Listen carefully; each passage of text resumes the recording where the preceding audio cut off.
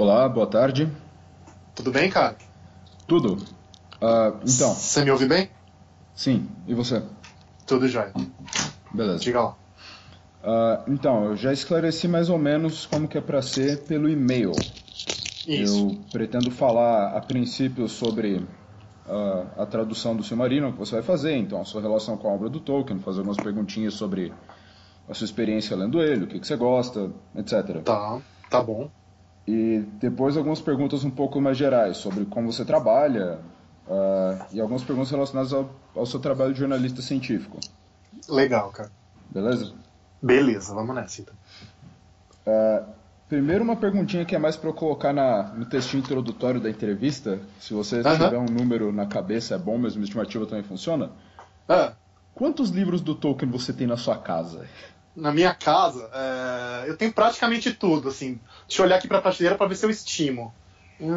2, 4, 6, 8... Eu devo ter, entre várias edições, entre 30 e 50, eu acho. Ok. 30. Acho que 30 é um número mais realista, vai. Beleza. Porque esse tipo de informação é legal para colocar, né? Sim, com certeza, com certeza. Beleza, então.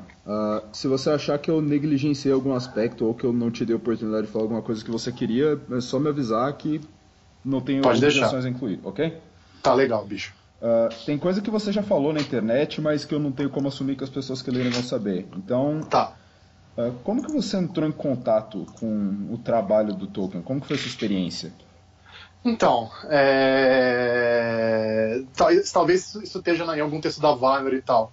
Quando eu era adolescente, começo da adolescência, assim, eu devia ter uns 12 para 13 anos, isso foi começo dos anos 90, e eu comecei a jogar RPG com amigos da escola e vizinhos, pessoal do quarteirão, do outro quarteirão, assim, do meu bairro, e na época tinha, não sei se o pessoal ainda joga isso, um sistema de RPG que se chamava GURPS.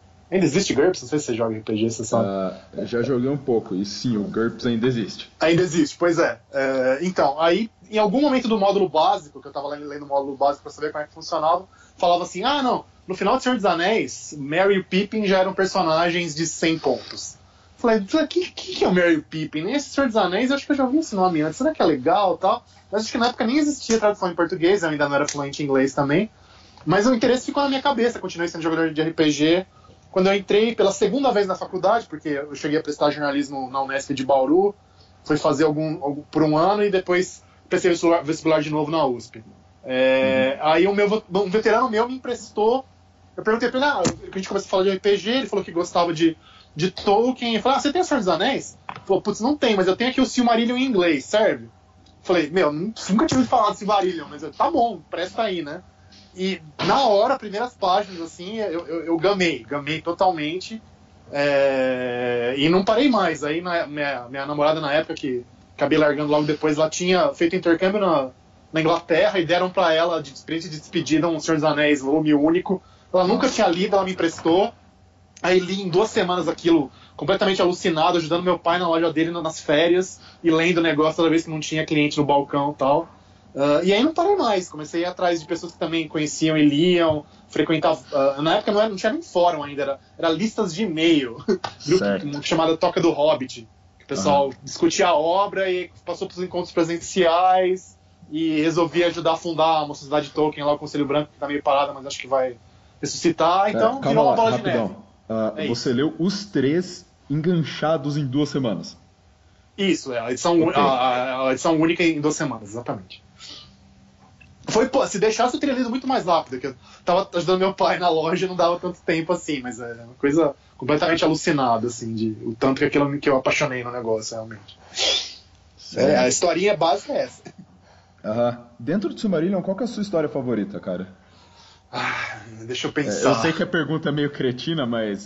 Pois é. Não que seja cretina, é só muito difícil. Assim, tem várias passagens que mexem muito comigo. Hoje mesmo eu até coloquei no Twitter a traduçãozinha que eu mesmo fiz ali rapidinho, da passagem em que o Fingon salva o Maedhros lá preso perto de Thangorodrim, com o braço preso lá, e pede ajuda pra Manwë, e Manwë manda a águia e não sei o quê. Não foi isso. Na verdade eu postei a passagem do Turgon recuando na Batalha das Lágrimas Incontáveis, e o Húrin e o Hur salvando ele. Mas assim, se for pensar isso são passagens pontuais. Se for pensar num texto completo, único, assim, eu acho que o Ainulindale ainda é a coisa que eu mais gosto pelo trabalho poético mesmo, pelo trabalho com a linguagem, pelo refinamento de construção de frases e de ritmo, que lembra muito o Gênesis bíblico, mas ao mesmo tempo é outra coisa, é uma releitura que é a única que só o Tolkien acho que conseguiu fazer. Tem outros autores de fantasia e ficção científica que tentaram fazer mitos da criação, alguns muito bonitos, como a Ursula K. Le Guin, tem algumas coisas muito bonitas na obra dela. Mas como mito de criação moderno, assim, acho que nada supera o Ainulindale, realmente. Uhum. Cara, por um segundo eu achei que você ia soltar um Filhos de Húrin quando você começou a entrar na questão do... Puta, também, bate muito, mas é que eu sou meio banana, assim, sou muito coração mole. E eu sofro muito com os Filhos de Húrin. A história é maravilhosa, mas é tanto sofrimento que eu fico meio acabrunhado de ler. Que nem sei lá, em termos de filme, Inteligência Artificial do Spielberg, o filme é incrível, mas eu assisti uma vez e não vou assistir mais porque eu sofri tanto assistindo aquilo que eu não tenho força emocional para assistir de novo. Ou A Estrada, do Cormac McCarthy. Nossa, também, que é um puta livro. Eu arreguei esse filme na primeira vez. Depois eu li mais velho. Eu tenho o audiobook, que é fantástico também, mas meu, não aguento, não dou conta. É muito sofrimento também. Ok. Deixa eu terminar de anotar então, que essa é uma informação interessante. Eu sou um banana, infelizmente. Do ponto de vista emocional, gente sofrendo, eu não aguento muito, não. Eu tô procrastinando pra assistir um certo anime na Netflix, porque eu sei que não é o momento, então... Por que você acha que o Tolkien ainda é tão lido nos dias atuais, se comparado com alguns pais fundadores de outro, e aqui eu vou colocar aspas, gêneros literários? Sei lá, se você for comparar ele com o Robert E. Howard, né, ou comparar com o Edgar Rice Burroughs, esses caras que acho que talvez sejam comparáveis. E eu acho o seguinte, eu acho que Tolkien, no fundo, envelheceu bem. Apesar de, pro nosso clima atual, a visão de gênero que ele tem, ou mesmo a visão de raça, seja em muitos aspectos problemática, ele tem outras coisas, como a visão que ele tem sobre a questão do poder, ou sobre a questão ecológica, ambiental, enfim, relação do homem com o ambiente, com os seres vivos. Essas coisas ainda são muito poderosas e muito relevantes hoje. Então, talvez tenha ficado até mais do que eram nos anos 50, provavelmente. Então, acho que isso rejuvenesce o Tolkien bastante, além da qualidade literária, que eu acho que é fantástica. De novo, né, nessa geração, a Ursula K. Le Guin é um pouquinho, bem mais nova que ele até, mas essa geração que redescobriu a fantasia em meados do século XX para frente, em termos de qualidade literária, eu acho que talvez só ela se equipare realmente a ele. O Lewis, obviamente, também, literariamente, tem coisas fantásticas. Então, acho que essas duas coisas, acho que ele tem elementos que são muito relevantes no presente ainda, e literariamente ele é muito superior a quase todo mundo. Uhum. Ok, eu ia fazer uma pergunta separada do que realmente te puxou para dentro da obra dele, mas você já respondeu. Uhum. Então agora uma para exercitar o nerd interior mesmo. Qual que é a sua adaptação favorita da obra ou do universo dele? Cara, por incrível que pareça, é uma adaptação para rádio da BBC, não sei se você conhece. Não. É muito boa. O Ian Holm faz o papel do Frodo, não do Bilbo. Os outros atores, salvo engano, são atores menos conhecidos, assim e tal. Mas primeiro, ela é muito fiel. Segundo, ela deu uma atenção muito bonita, eu achei, para o aspecto musical e poético. Então, as adaptações das músicas com melodia são, para mim, muito superiores às que a gente vê nos filmes atuais.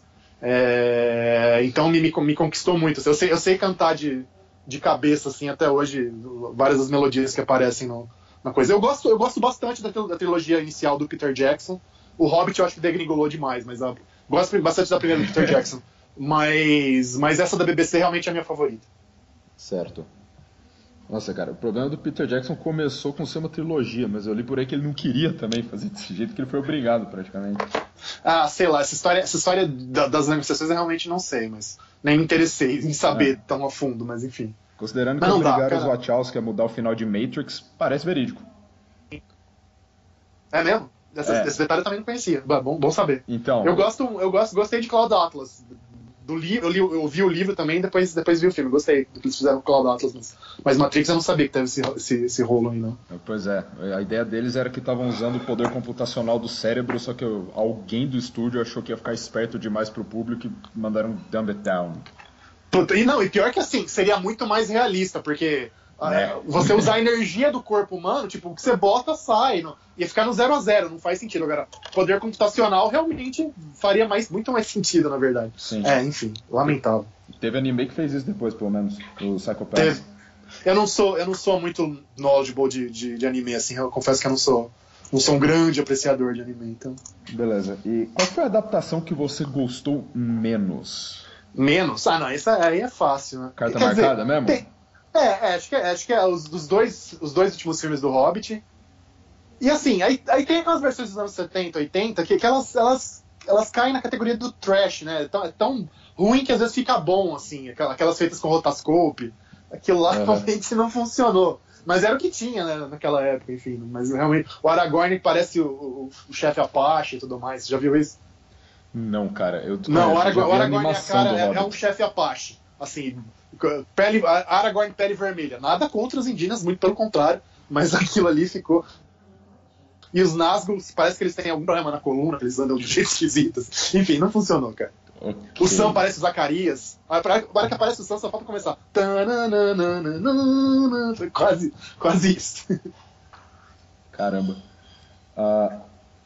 Ok. No seu canal você falou mais ou menos como você se tornou tradutor, né? Que já tava em casa, porque é sua editora e tal. Mas pra mim não ficou muito claro se você que foi atrás quando você ficou sabendo ou se te puxaram por saber da tua trajetória com o Tolkien. Então, foi complicadinho. A história foi a seguinte. Eu já tinha publicado, então, 1499 lá com a Harper.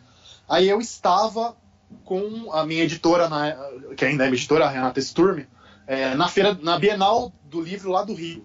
A gente estava juntos no táxi conversando e me deu estalo. Pô, a Harper é a editora do Tolkien fora do Brasil.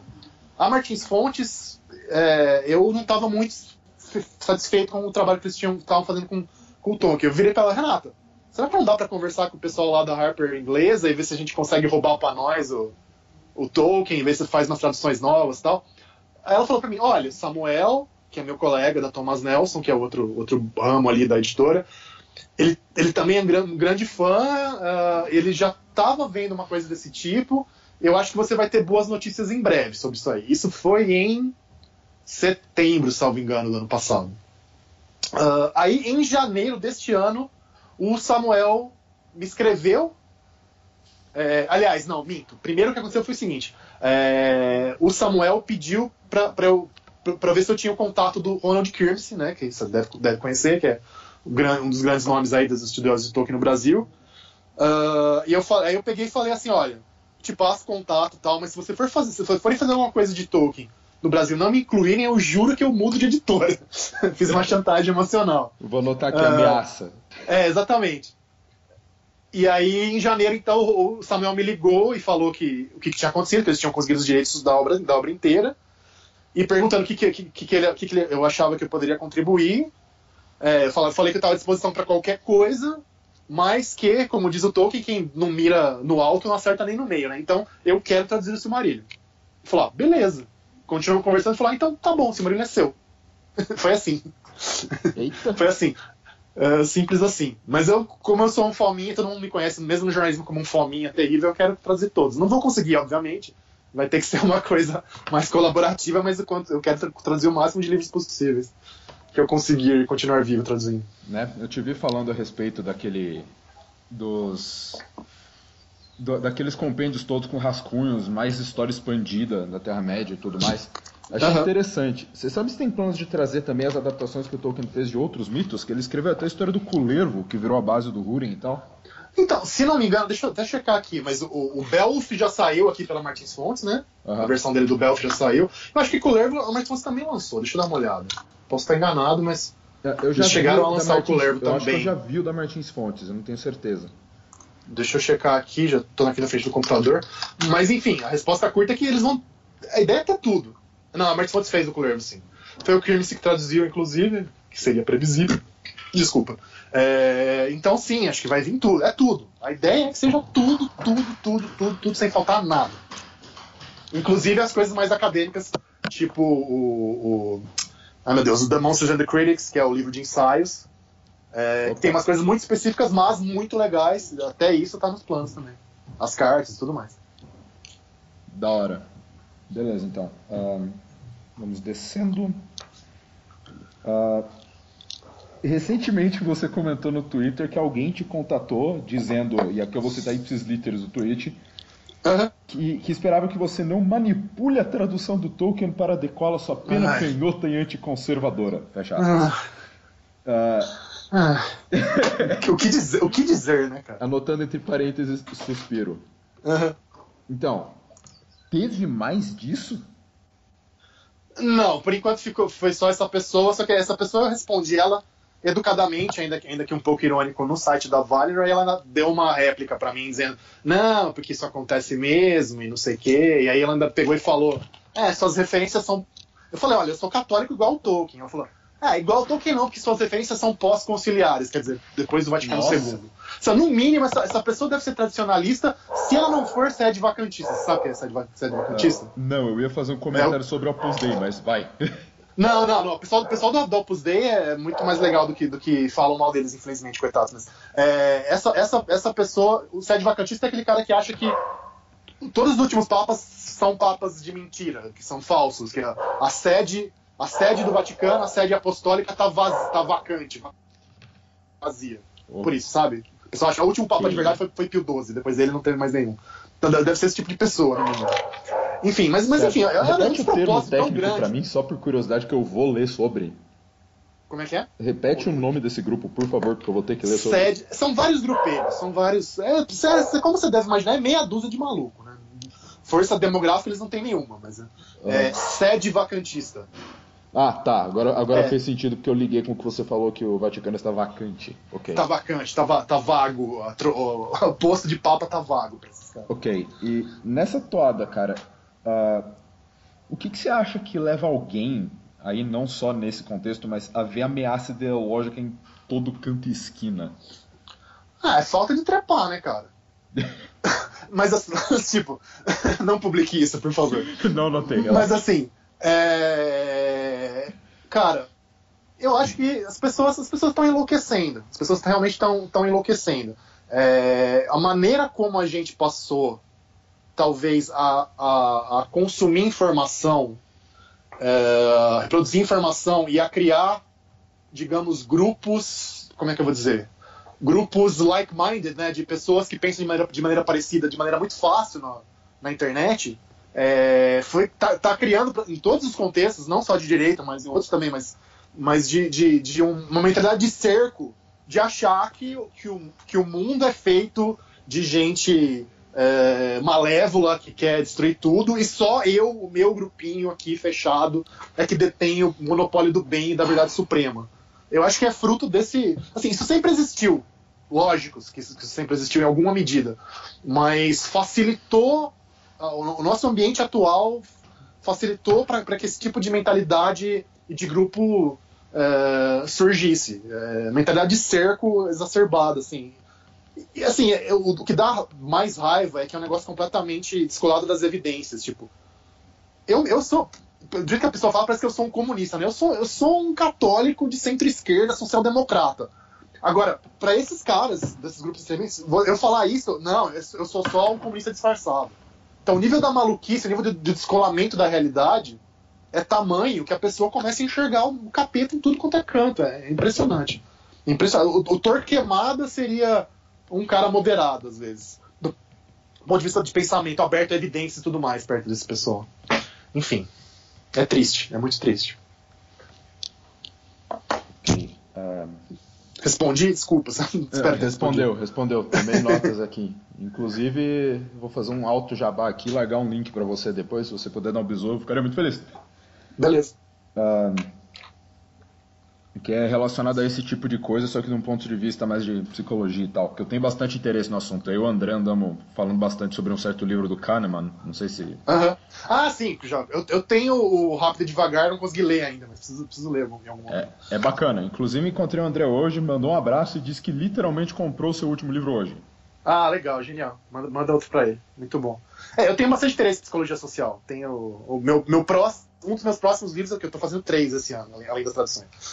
Um dos próximos vai falar bastante dessa coisa. Se você quiser salvar isso, porque essa é uma pergunta que eu tenho depois, a respeito de planos. Aí a gente faz tudo juntinho. Beleza. Voltando ao próprio texto do Silmarillion, o que você considera como a parte mais complicada, mais tricky de você lidar com um texto desse? Pela magnitude que tem na sociedade e para você também. Cara...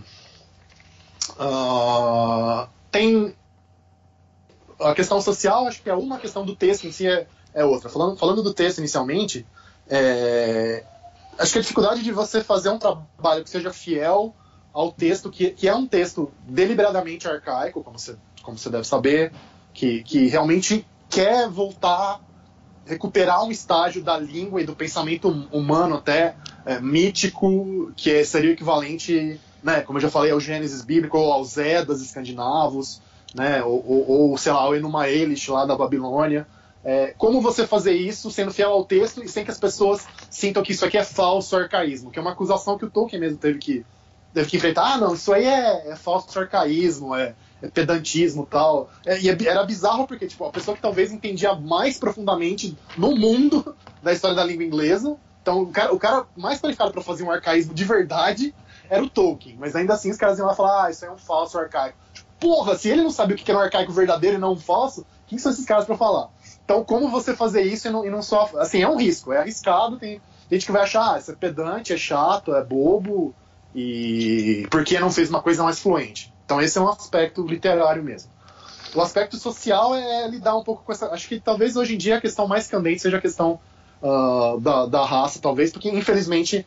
Em alguns pontos do Silmarillion, assim como em alguns pontos do Senhor dos Anéis, pessoas com características não europeias acabam sendo vilanizadas e tem alguma associação entre essas características raciais, entre aspas, e o fato delas serem vilãs. Ao mesmo tempo, o Tolkien era mais complexo que isso. Ele mostra, mesmo com esse contexto, entre aspas, com alguns toquinhos de racismo, que o aspecto individual também pesava muito, que não era questão de raça que era determinante para o cara fazer merda ou não, tal. Mas no contexto atual é importante tomar algum cuidado com isso. Agora, obviamente, sem interferir diretamente no texto. Não sei. Acho que é importante criar até um arcabouço teórico ou explicando em outras mídias, nos lançamentos, nos nossos sites e tal, como é que essa questão racial toda é abordada pelo Tolkien. E leitor de Tolkien gosta de apêndice, nada te impede, cara. Gosta de apêndice. Eu não sei se vão me deixar também. Eu já comecei a pensar no evento que teve em São Paulo, meio de lançamento do projeto. O pessoal já perguntou de notas do tradutor e tal. Já começou a me vir um monte de ideias na cabeça. Mas, enfim, tipo de coisa que encarece o livro, atravanca a leitura. Vamos ver como é que meu editor vai lidar com essas questões. A decisão, graças a Deus, não é minha. Ok. Agora vamos saindo um pouco, mas quais obras e autores contemporâneos de fantasia você indica? Tem muita coisa legal. Um cara que é pouco lido no Brasil e deveria ser muito mais lido, eu acho, é o Michael Chabon. Não sei se você conhece ele. Não. Acho que já ouvi o Patrick Rothfuss falar dele. Então, Michael Chabon é fantástico. Ele não é escritor só de fantasia, na verdade ele construiu uma carreira muito bem sucedida como escritor de ficção mimética, ficção moderna, tradicional, tal, pós-moderna. Ele é judeu, só que é um cara que cresceu com base nessa mesma dieta de Tolkien, de quadrinhos da Marvel e tudo mais. Ele nasceu em 60 e pouquinho, preciso checar a data de nascimento dele, mas enfim. E é um cara que retrabalha isso muito bem. Ele tem 3 livros muito bons, cada um com um viés um pouco diferente. Na verdade, 4.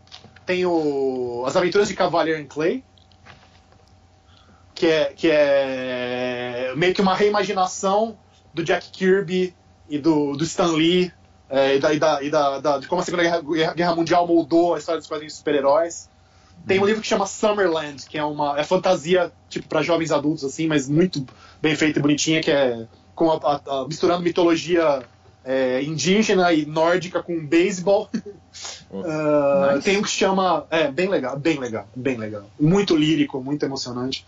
E tem um que se chama Gentlemen of the Road, que ele apelidou de Jews with Swords, né, judeus com espadas, que são 2 aventureiros judeus medievais, um deles alemão, loiro, e um outro etíope, negão, no reino dos Khazares, que era um reino, era quase um império judaico da Ásia Central naquela época, no século X, se não me engano.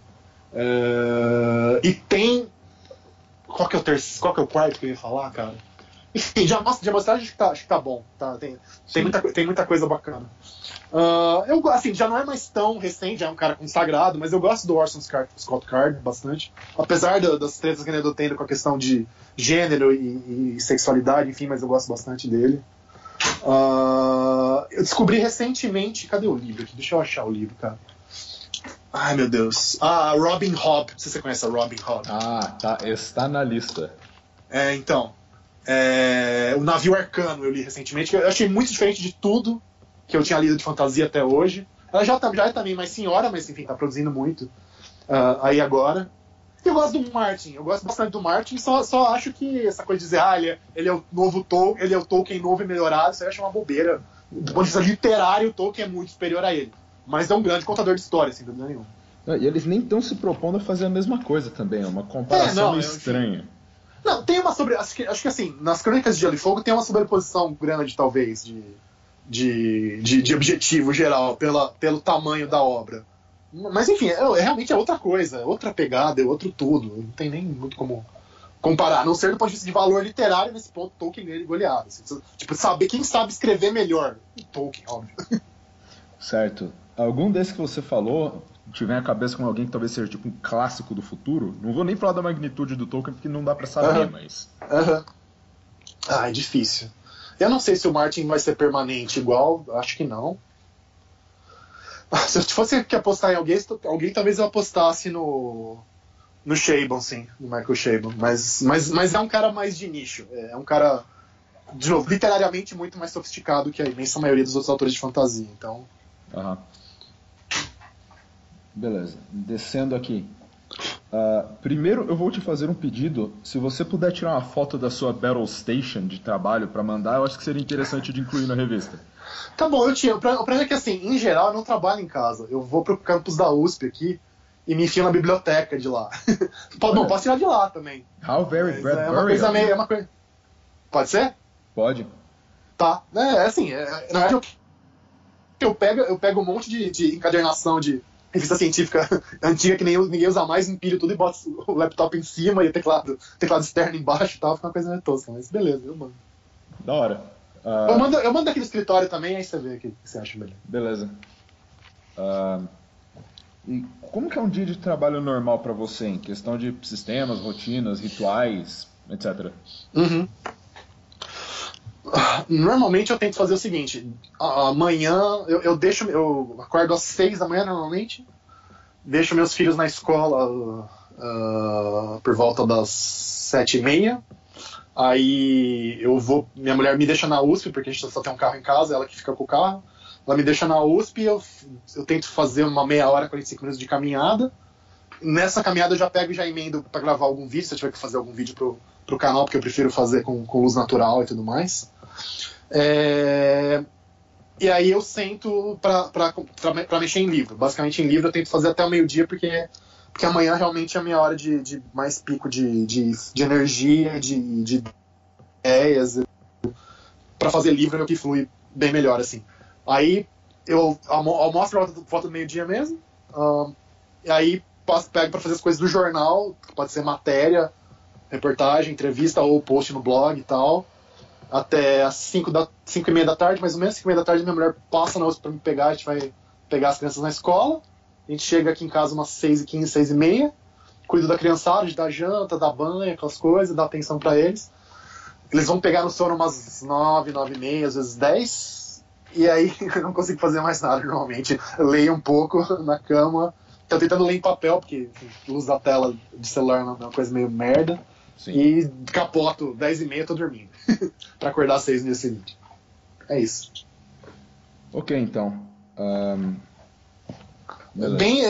Bem vida de 9 to 5, assim, que pra quem trabalhou em jornal durante muito tempo, alivia um pouco, assim. E se você ajusta bem, é maravilhoso, cara. Eu costumava ser bem solto, eu comecei a tentar encaixotar mais. Só que eu trabalho com, tipo, blocos que eu distribuo de qualquer jeito no dia pra fechar uma conta. Porque com universidade e tal, às vezes eu tenho que, por exemplo, marcar uma entrevista, vai do horário da pessoa. E eu também tô trabalhando num projetinho pessoal, uma ficção. Aí vai... Pois é. Vamos ver, então. Agora podemos chegar aos seus planos futuros. Vamos lá. Para produção, no caso, Deliverus. Tá bom. Então, eu tô acabando agora a minha parte do livro sobre evolução, teoria da evolução com o Pirula. Consegui capturar o Pirula para fazer um livro comigo. Nice. Então, a gente tem que terminar até o fim do mês. Aí ele tá um pouco mais atrasado que eu, mas acho que vai dar, sim, vamos terminar no prazo. Eu tenho mais um capítulo para escrever só. Vai sair pela Super. Aí pela Harper tem 2 para esse ano. Um para entregar em junho, que vai se chamar Homo Ferox, que é um título inspirado inclusive no The Once and Future King. Livro, outro clássico também de fantasia da época do Tolkien sobre o Rei Arthur, que é sobre a evolução da violência humana, como é que a gente se tornou esse bicho violento, lazarento, e o que dá pra fazer. É meio que um anti-Pinker. Se você conhece o livro do Pinker, Os Anjos Bons da Nossa Natureza, que ele falou que a violência está diminuindo, que o mundo está ficando maravilhoso e tudo mais. Já viu esse livro? Eu conheço o ponto geral e sei que veio dele, mas ainda não. Então. Não é bem um anti, porque eu concordo com boa parte dos argumentos dele, mas é um pouco para enxergar o outro lado, como nós somos uma merda como espécie, enfim, e o que dá para fazer. E se em junho e em novembro eu tenho que fazer um que o título tentativo é a história genômica ou história genética do Brasil, que é olhar a história do Brasil pelo lado da genética, do DNA. Pegar esses estudos sobre ancestralidade, miscigenação e tudo mais, e ver como é que isso se encaixa na história do Brasil. Por enquanto é isso. Mas aquele seu plano que você mencionou mais cedo a respeito de trabalhar com psicologia social, se você puder expandir um pouco? Tá, esse aí vai entrar bastante no Homo Ferox, porque para você entender violência, você entender desde genocídio até bullying, sem passar por esse tipo de pesquisa, como o experimento de Stanford, né, como o experimento de obediência experiências lá de Yale, enfim, isso aí, do Stanley Milgram, isso aí Milgram. Tem que... Isso. Do Milgram, exato. Você tem que enxergar por esse lado, assim, então vai ser bem importante. Ok, bacana. Eu vou ficar de olho nisso aí, eu já tô enrolando de atrás de coisa só faz um tempo, mas a lista é grande e, né? Eu imagino. Não, relaxa, cara. Eu imagino que você tenha alguma relação com a pilha também. Tem. É terrível. Não, qualquer pessoa que se interesse por qualquer livro meu que seja, pra mim já é um ganho tremendo. Se basta se interessar, se você lê ainda, então eu já fico mais que lisonjeado. Quando der, se der, tá tranquilo. Cara, tem algum momento, algum aspecto da sua carreira que te marcou de forma especial que você ia curtir compartilhar com o público? Tem muita coisa, cara. Fiz muita coisa legal. Já, assim... Vou falar uma positiva e outra negativa, tá? A positiva, que eu inclusive falo no 1499, logo acho que no primeiro capítulo, ou segundo, que participei de escavação arqueológica lá em Lagoa Santa, interior de Minas Gerais, né, que é um dos grandes sítios arqueológicos, enfim, complexos arqueológicos do Brasil e tal, e eu ajudei a carregar para fora da gruta um fêmur de pizza gigante e tal, e negócio fantástico, você pegar aquele negócio na sua mão e aquele bicho que viveu faz 10 mil anos e sumiu da terra, assim. E, inclusive reencontrei ele recentemente, fui fazer uma entrevista no laboratório lá do pessoal na USP e tava lá exatamente o fêmur que eu carreguei. Isso aí foi muito bacana. Mexeu demais comigo, acho que me empurrou cada... Eu já era fã de pré-história, mas isso aí realmente me prendeu emocionalmente a ideia da pré-história brasileira. Aí o negativo foi participar em 2006 da Conferência da ONU sobre Biodiversidade lá em Curitiba. Assim como tem todo ano, né, a Conferência do Clima e da Biodiversidade. Né? Do Clima nunca tive o desprazer a da Biodiversidade foi um negócio horrível, assim, pra você ver como o sistema internacional funciona. Não é um negócio bonito. E eu certamente não daria para ser diplomata, porque o tipo de alto interesse mesquinho que as coisas funcionam, a maneira como a cabeça das pessoas funciona, dá vontade de sair dando uma cadeirada na cabeça de um por um ali, até sair sangue pelo nariz. Então, esse foi péssimo, né? Não sei se eu gostaria de ir para conferência dessas, não. Não tenho cabeça para diplomacia, para o sarumanismo da diplomacia. Eu escrevi até um artigo dizendo que a conferência foi a vitória, o triunfo do sarumanismo, da mente de Saruman ainda operativa hoje em dia. A expressão sarumanismo da diplomacia está em all caps no meu caderno nesse momento. Pois é. Caramba, cara, você pode repetir as datas, por favor, que eu tava anotando o evento aqui? Ah, claro. A Preguiça Gigante foi em 2002 e essa conferência da Biodiversidade foi em 2006. It's been a while. Tô velho, cara. Pô, tua ligação pra história deve ter deixado bem tranquilo o contato inicial com o Pirula, imagino. Ah, sim. A gente se fala já faz alguns anos, tal, e a gente tá no Science Vlogs, todo mundo junto, o André também, né, amigo e tal. Então já teve uma coisa mais próxima. Quando o Dawkins veio aqui pro Brasil, a gente trocou uma ideia também e tal. Ele é um cara muito gente boa, muito gente fina. Okay. E escreve bem, fiquei favoravelmente surpreso. Às vezes o pessoal que mexe com vídeo nem sempre é tão fluente com texto, mas eu dei sorte na minha escolha de parceiro, porque o cara manda bem escrevendo. Uhum. Ok. Deixa eu voltar rapidinho para a questão do seu próprio trampo. Vamos lá. Já que você falou que é bacana quando alguém se interessa e tal, qual que você acha que é a melhor porta de entrada para o seu trabalho?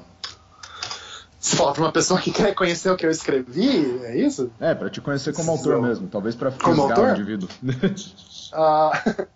Sei lá, o que me vem à cabeça, acho que o pessoal poderia começar pelo depende do interesse, do tipo porque eu sou meio de atirar para todo lado também, do ponto de vista de tema. Tenho muitos interesses, todos nerds, mas interesses variados, tal.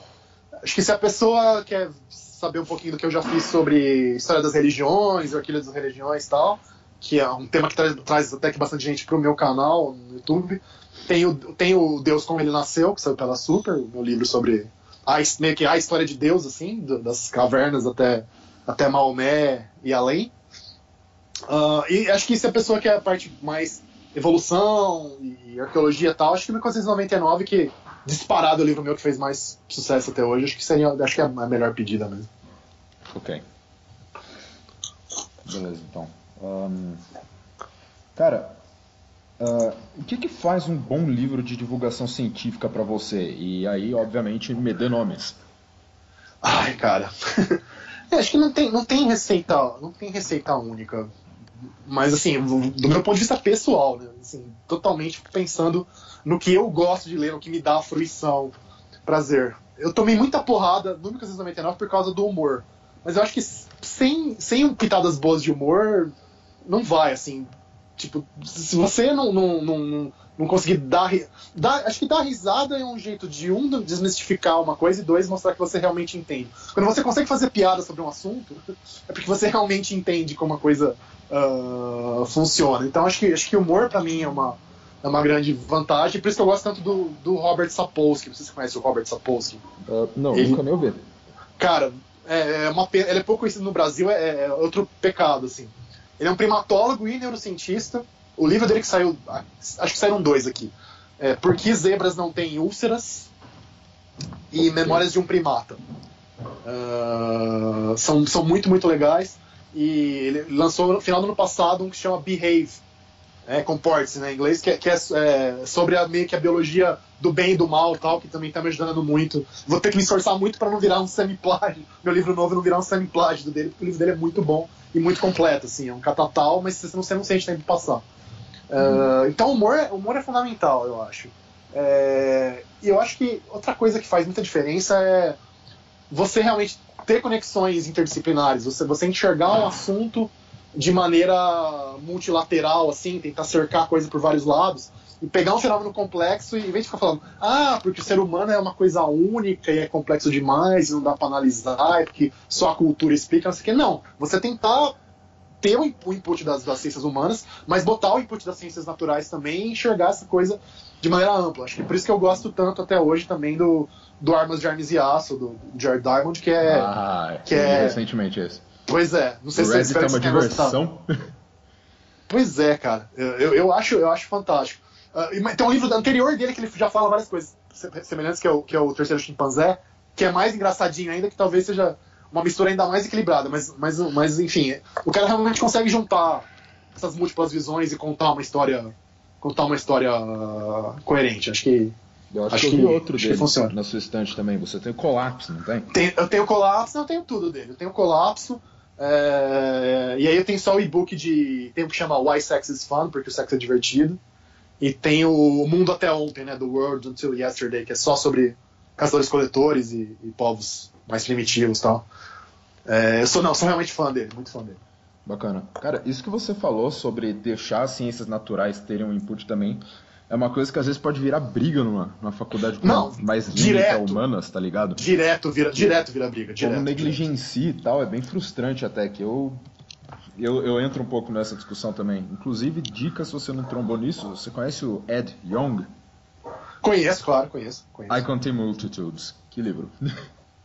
Então, eu não li o livro dele porque eu tinha acabado de ler outro livro com o mesmo tema sobre microbioma e tal. Então eu não peguei. Mas o cara é bom, eu conheço ele como repórter mesmo e blogueiro e tal. O cara é muito bom.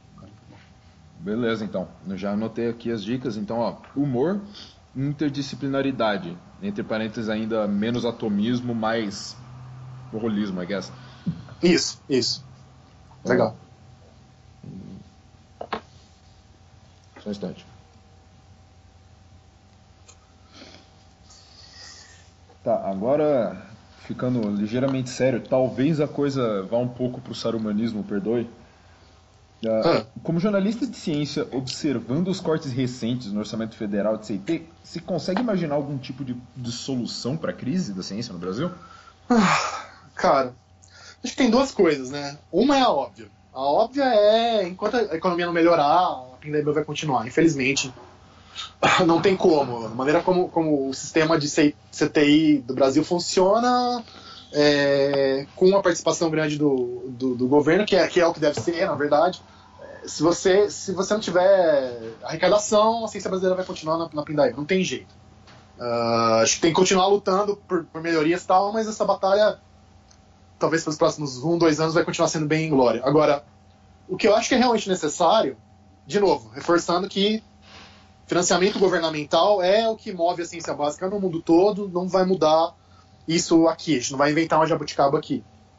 Agora, que a gente precisa reformar de alguma maneira, que pode ser gradual, não precisa ser uma coisa para deixar a terra arrasada, mas que tem que acontecer em algum momento, é você mudar como funciona também os incentivos para se produzir ciência no Brasil. Você tem que tirar um pouco o pé só do produtivismo e pensar um pouco mais em impacto e qualidade. Você tem que criar incentivos realmente fortes para quem faz ciência boa e de impacto e talvez evitar que as pessoas fiquem tão acomodadas às vezes como estão em instituições públicas. Você acha que você tem que melhorar a interação com o setor produtivo, não tem jeito. E eu acho que a gente também tem um problema de marketing muito sério. Com alguma frequência, o Ministério da Ciência e Tecnologia faz pesquisas sobre percepção pública. Aí pergunta para as pessoas, você se interessa por ciência? Tipo, 70% das pessoas dizem que sim no Brasil. Então fala o nome de um cientista ou de uma instituição de pesquisa brasileira. 90% das pessoas não sabem. Você já viu isso? Eu tenho a pesquisa mais recente no iPad. O artigo que eu fiz com o André é sobre o conceito de letramento científico. Eu quase entrei nas pesquisas, mas a gente decidiu delimitar porque eu estava com 18 páginas já. Tá. Então, a ciência brasileira se vende muito mal. Tem muita coisa boa, muita coisa importante, muita coisa legal, muita gente competente, mas isso não chega no público, difícil chegar no público. Lógico que a mídia poderia fazer mais esse trabalho, mas mesmo a gente ajudando, fica difícil às vezes. Então, essas coisas têm que ser repensadas, senão a gente vai continuar refém dos ciclos econômicos e políticos. E é péssimo ficar refém dessas coisas. Uhum. Em resumo, acho que é isso. Certo.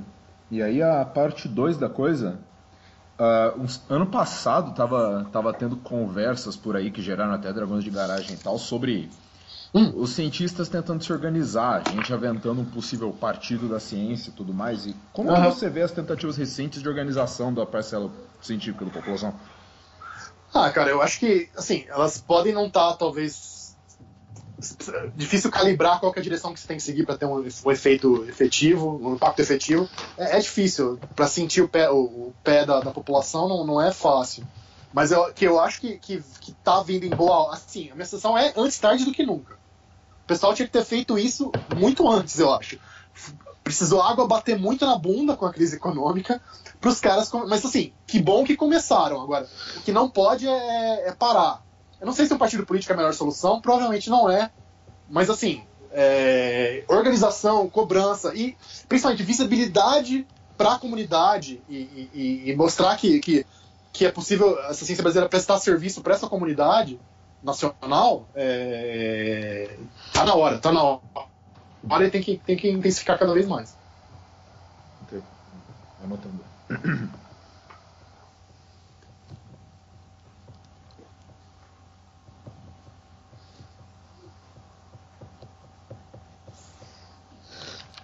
Certo.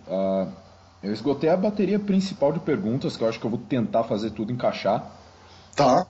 Eu vou determinar se eu vou fazer uma transcrição condensada ou uma coisa mais no formato de perfil, de acordo com quanto do conteúdo da entrevista eu puder encaixar na coisa, porque tem limitações de tamanho de revista e tal.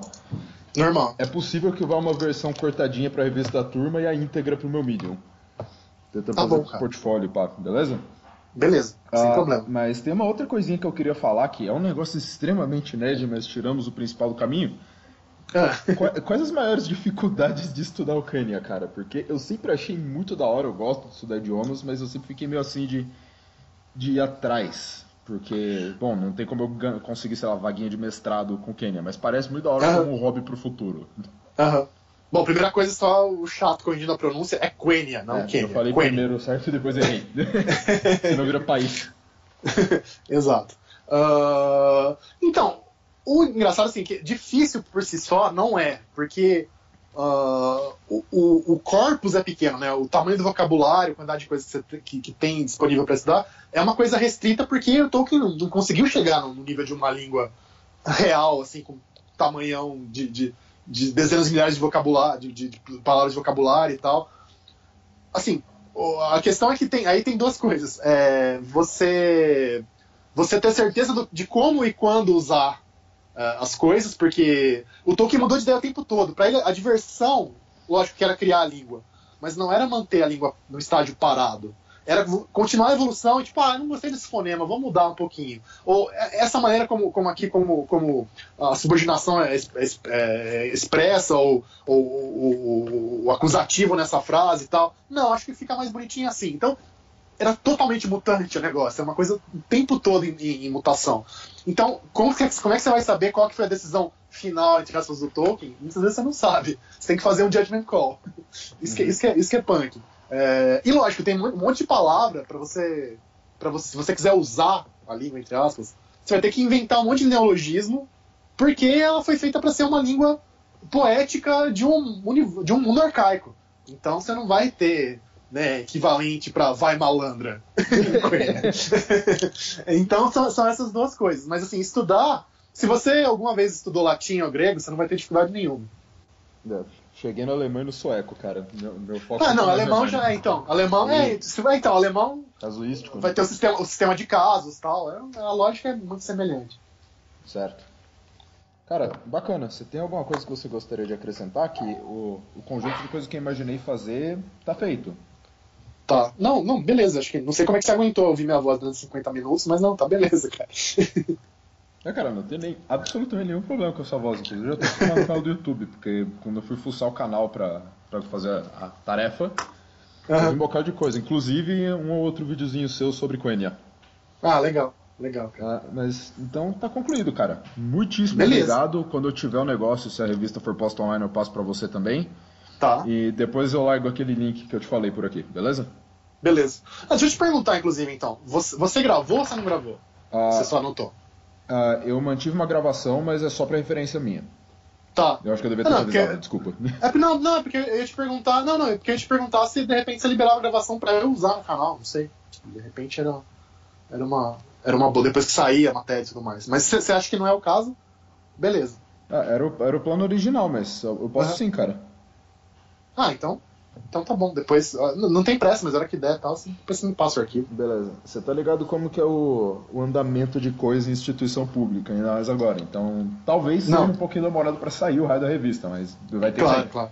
Beleza, sem problema nenhum. Beleza, então? Muito obrigado pela colaboração e até mais. Valeu, abraço, cara. Tchau, tchau.